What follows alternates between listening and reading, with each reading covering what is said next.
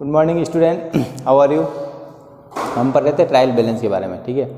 तो पिछले वीडियो में हमने सीखा था ट्रायल बैलेंस का फॉर्मेट कैसा होता है, ठीक है, और उसी से रिलेटेड क्वेश्चन हमको सोल्व करने हैं।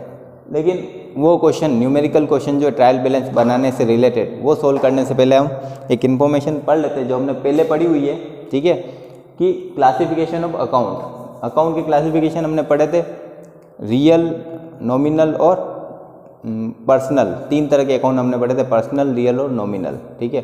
उसके बाद मैंने बताया था आपको modern classification of account. Modern में मैंने बताया था 5 टाइप के होते हैं अकाउंट। फर्स्ट होता है एसेट अकाउंट, फिर होता है लाइबिलिटीज, फिर कैपिटल, इनकम, प्रॉफिट या फिर एक्सपेंसेस और लॉस। ये 5 टाइप के अकाउंट होते हैं। तो इन्हीं के बेस पर हमने जनरल एंट्री की थी। इनके कुछ रोल होते हैं कि अगर ये बढ़ता है तो डीआर, ये बढ़ता है तो सीआर, ये बढ़ता है तो सीआर होता है, ठीक है, कम होता है तो डीआर होता है, और लास्ट में लॉसेस के लिए क्या था, बढ़ते तो डीआर और कम होते तो सीआर। इस टाइप के हमने रूल पढ़े थे और उन्हीं के बेस पर जनरल एंट्री की थी।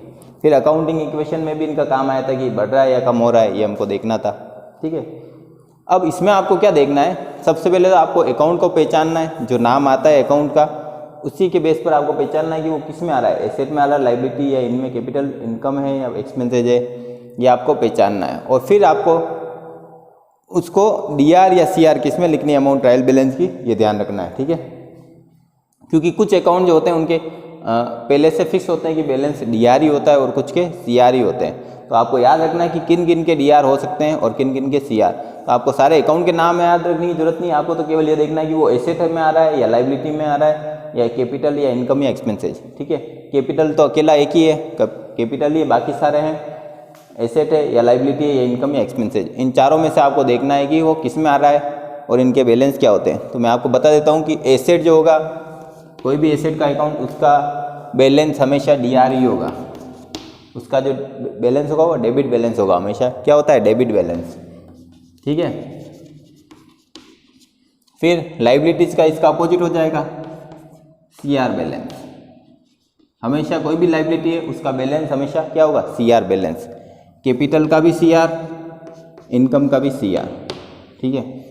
तो लाइबिलिटीज, कैपिटल और इनकम, जब हमने रूल पढ़े थे तो हमने पढ़ा था ये बढ़ते हैं तो सीआर करते हैं, यानी लाइबिलिटी बढ़ती है, कैपिटल बढ़ती है, इनकम बढ़ती है तो हम इनको क्या करते हैं, उस अकाउंट को सीआर करते हैं।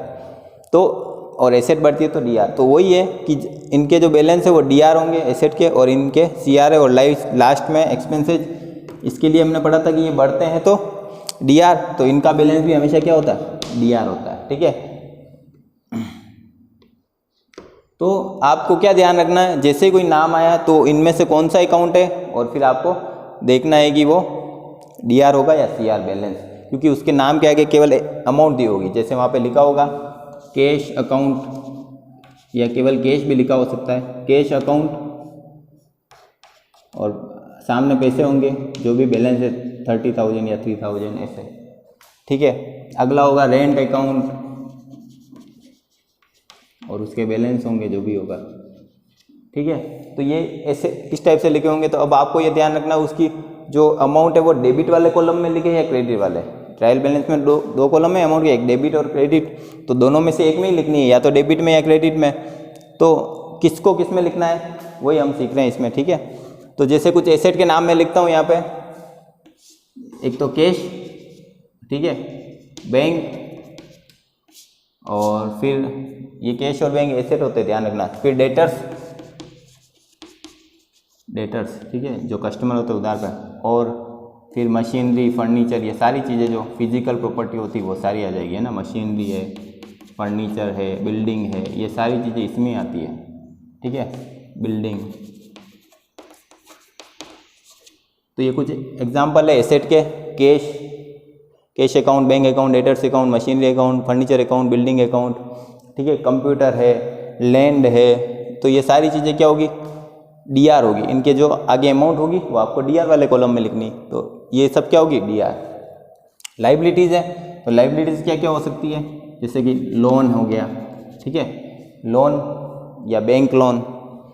फिर आपके क्रेडिटर्स हो गए, क्रेडिटर्स जिनसे हम खरीदते हैं, परचेज करते हैं उधार पर, उसके अलावा और क्या हो सकता है, जैसे प्रोविज़न हो गया, कुछ किसी के आगे अगर प्रोविज़न लिख रखा है तो वो भी क्या होगा, सी आर होगा, प्रोविज़न। और रिज़र्व हो गया, किसी आगे रिज़र्व लिख रखा है या फंड लिख रखा है, ठीक है, जैसे रिज़र्व फंड है या कोई भी नाम है ऐसे, ठीक है, बेड डेप्स है, bad debts reserve, depreciation reserve या ऐसा कुछ भी नाम है, प्रोविज़न फॉर डेप्रिसिएशन, तो वो सब क्या होंगे, सी आर होंगे। ये सब क्या, लाइबिलिटी है, लोन, ठीक है, क्रेडिटर्स, प्रोविज़न, रिज़र्व, फंड, ये नाम जिनके आगे आएंगे वो सब क्या होंगे, सी आर होंगे, ध्यान रख लेना। कैपिटल तो अकेला ही आएगा कैपिटल, लेकिन इसमें एक चीज़ और आ सकती है, ड्राइंग, ठीक है, तो ड्राइंग क्या होती है, डी आर होती है, ध्यान रख लेना। ड्राइंग हमेशा डी आर में लिखनी, क्योंकि वो कैपिटल में से माइनस होती है, तो ड्राइंग जो है वो क्या होगी, डी आर होगी। इंटरेस्ट ऑन कैपिटल है तो वो सी आर होगा, क्योंकि वो इनकम है, ठीक है, तो जैसे कि इंटरेस्ट रिसीव्ड, इनकम में क्या क्या आएगा, इंटरेस्ट रिसीव्ड, जिसके आगे रिसीव्ड लिख रखा होगा वो इनकम है, इंटरेस्ट रिसीव्ड, डिस्काउंट रिसीव्ड, ऐसे। अभी एक चीज़ और बताई थी मैंने आपको, इंटरेस्ट ऑन कैपिटल,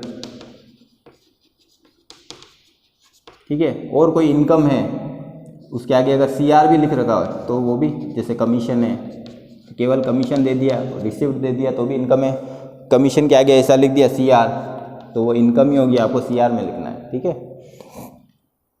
तो इनकम और प्रॉफिट जो भी है वो क्या होंगे, सी आर होंगे। Interest on received, discount received, interest on capital, commission. फिर है एक्सपेंसेज एंड लॉसेज, बहुत सारे एक्सपेंसेज होते हैं, वो सब क्या होंगे, डी आर, जितने भी एक्सपेंसेज है उन सब के डी आर। जैसे कि मैं लिख रहा हूँ वेजेज यानी मजदूरी, फिर है सैलरी, आपके एम्प्लॉय को आप सैलरी देते हो, वो रेंट, बिल्डिंग का रेंट, ठीक है, जो अपना बिजनेस प्लेस है उसका रेंट। फिर इलेक्ट्रिसिटी एक्सपेंसेज, ये इलेक्ट्रिसिटी,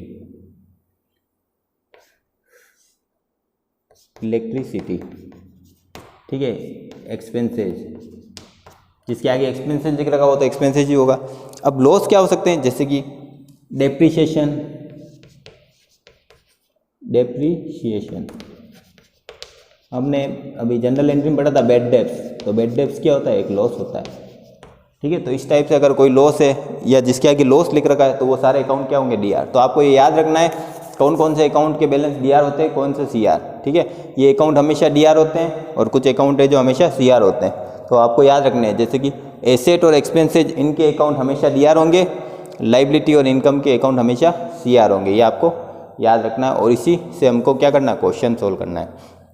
इसके अलावा मैं एक चीज़ और बता देता हूँ आपको, एक तो है आपका परचेज अकाउंट, ठीक है, एक है सेल्स अकाउंट, दूसरा है परचेज रिटर्न अकाउंट, और ये चौथा है सेल्स रिटर्न अकाउंट, ठीक है। ये जो है क्या होंगे, परचेज हमेशा क्या होगा, डी आर, परचेज अकाउंट का जो भी बैलेंस होगा वो हमेशा डी आर होगा। सेल्स अकाउंट का बैलेंस हमेशा क्या होगा, सी आर होगा।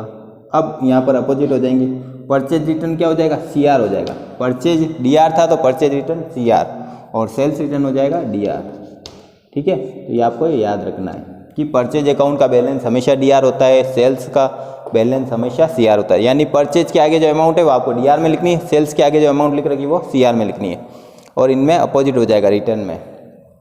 तो ये चीज़ें आपको ध्यान में रखनी है, और इन्हीं के बेस पर आपको ट्रायल बैलेंस बनाना है, क्योंकि वहाँ पर तो केवल क्वेश्चन में अमाउंट लिखी होगी और नाम होगा, ठीक है। तो आई होप ये आपको समझ में आ गया होगा। अब इसी से रिलेटेड क्वेश्चन है वो हम करेंगे नेक्स्ट वीडियो में। तब तक के लिए थैंक यू वेरी मच।